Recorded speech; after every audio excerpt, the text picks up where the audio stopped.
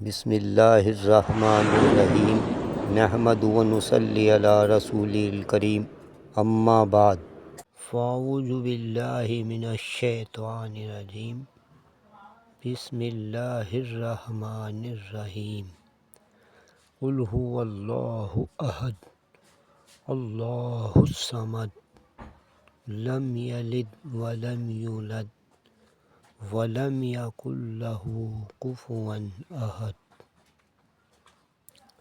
السلام علیکم ورحمۃ اللہ وبرکاتہ۔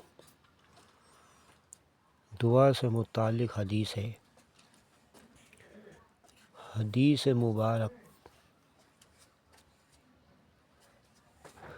حضرت حرز تمیمی رضی اللہ تعالیٰ عنہ سے روایت ہے کہ رسول اللہ صلی اللہ علیہ وسلم نے ارشاد فرمایا کہ جب تم صبح کی نماز سے فارغ ہو تو قبل اس کے کہ تم لوگوں میں سے کسی ایک سے بات کرو، یہ دعا 7 مرتبہ کیا کرو۔ اللہم اجرنی من النار، کیونکہ اس کا اثر یہ ہے کہ اگر تم اپنے اسی دن میں انتقال کر گئے تو اللہ تعالیٰ تمہارے لیے دوزخ سے آزادی تحریر فرما دے گا،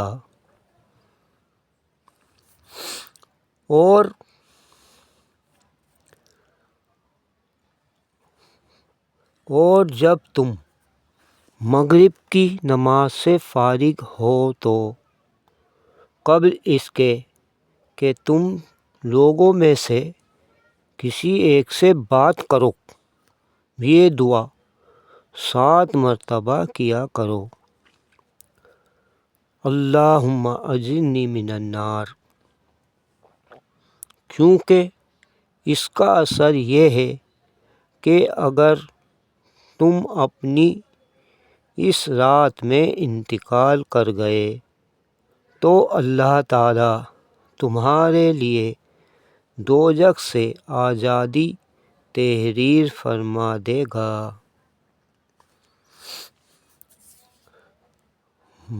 فجر کی نماز کے بعد اور مغرب کی نماز کے بعد اللہم اجرنی من النار، اللہم اجرنی من النار، اللہم اجرنی من النار، اللہم اجرنی من النار، اللہم اجرنی من النار، اللہم اجرنی من النار، اللہم اجرنی من النار 7 مرتبہ پڑھنا ہے، کوئی بڑا عمل نہیں ہے، تو جہنم سے آزادی مل رہی ہے۔ اللہ اکبر، اللہ اکبر۔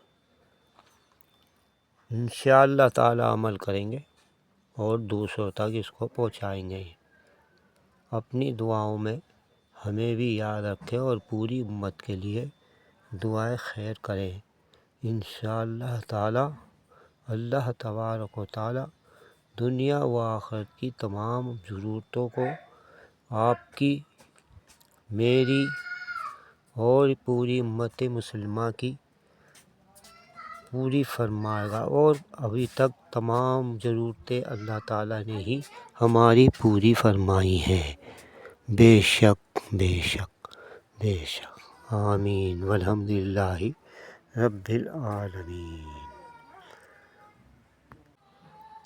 ہر دعا میں بھی جب بھی دعا مانگے، جب بھی آپ اس دعا کو بھی اللہ سے مانگ سکتے ہیں، لیکن یہ صبح شام جو ہے یہ خاص ہے اس دعا کے لیے۔ جیسے صبح شام پڑھنے کی اور بہت سی دعائیں آئی ہیں، صبح پڑھنی، شام کو پڑھنی، یا ایسے ہی جیسے کہ چاش کی نماز کے بعد کی دعا یا وطروں کے بعد کی دعا، تو الگ الگ بھی ہوتی ہیں دعائیں، وہ بھی ہیں، لیکن ہم اس کو اپنی دعاؤں میں مانگ سکتے ہیں۔ جیسے شب قدر کی دعا ہے، ہاں وہ بھی مانگ سکتے ہیں۔ ہاں مانگنے میں تو کچھ نہیں، لیکن یہ 2 وقت تو خاص ہیں اس کے لیے، صبح اور شام کا وقت ہے نا۔ ہاں تو اس لیے اس کے اندر اللہ کے نبی نے تعلیم دی ہے، اس پہ بھی عمل کریں گے اور اپنی دعاؤں میں بھی اس کو شامل کریں گے انشاءاللہ تعالی۔ اللہ تبارک و تعالی تو ہر وقت دینے کو تیار ہیں، ہر وقت، کوئی وقت نہیں ہے ایسا جو اللہ کے دروازے جی دعا کے لیے قبول کھلے نہ ہوں، ہر وقت دعا کے دروازے کھلے ہوئے ہیں۔ لینے والوں کی ہماری اپنی کمی ہے کہ ہم مانگتے نہیں، اور مانگتے ہیں تو ہمارا دل کہیں ہوتا ہے، دماغ کہیں ہوتا ہے، بعد میں اگر ہم سے کوئی معلوم بھی کرے کہ بھئی کیا مانگا تو ہم بتا نہیں پائیں گے، دھیان سے ہی نہیں مانگا، توجہ سے ہی نہیں مانگا۔ تو دھیان سے، توجہ سے، دل لگا کر، اس طرح جیسے کہ کہتے ہیں نا، مثال دے کے بتاتے ہیں، کوئی بھکاری کسی کے پیچھے لگ جاتا ہے تو وہ پیسے لے کے جاتا ہی ہے، دے دو دے دو دے دو کرتے کرتے آدمی مجبوراً اس کو دیتا ہے۔ تو اسی طرح اللہ سے مانگنا ہے کہ کیونکہ اللہ تبارک و تعالیٰ کے سوا کوئی بھی ہماری ضرورت کا پورا کرنے والا نہیں ہے، یہ ہمارا ایمان ہے، ہمارا یقین ہے، اور اسی پر ہماری محنت ہے کہ اللہ ہی نے سب کچھ کرا ہے اور اللہ ہی سب کچھ کرنے والے ہیں۔ تنہا اکیلی اللہ کی ذات ہے جو تمام انسانوں کی، تمام مخلوق کی، سب کی ضرورتوں کو جانتا بھی ہے اور پورا بھی کرتا ہے، سنتا بھی ہے، دیکھتا بھی ہے، ہر حال میں اپنے بندوں سے قریب ہے۔